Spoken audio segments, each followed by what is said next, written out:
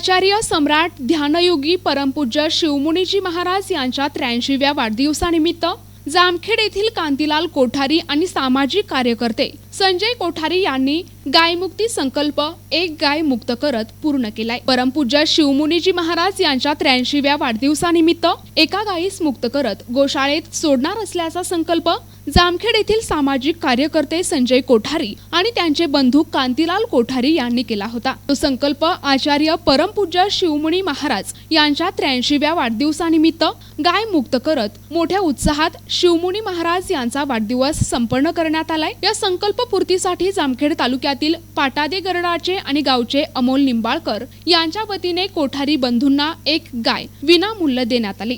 या गायीस कोठारी बंधू यांनी करमाळा येथील श्रीमान श्रेणिक खाटेर यांच्या गुरु गणेश दिव्यरत्न गोपालन शाळेस दान करत आपली संकल्पपूर्ती केली आहे। तसेच विनामूल्य देणारे पाटोदा गरडाचे अमोल निंबाळकर यांचा देखील कोठारी प्रतिष्ठानकडून सन्मान करण्यात आलाय।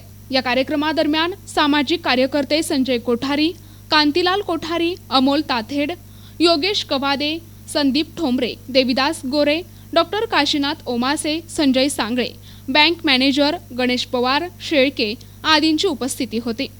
आचार्य सम्राट शिवमुनीजी महाराज यांच्या 83व्या वाढदिवसानिमित्त आम्ही कांतीलाल कोठारींनी एक गाय सोडवण्याचा संकल्प केला होता।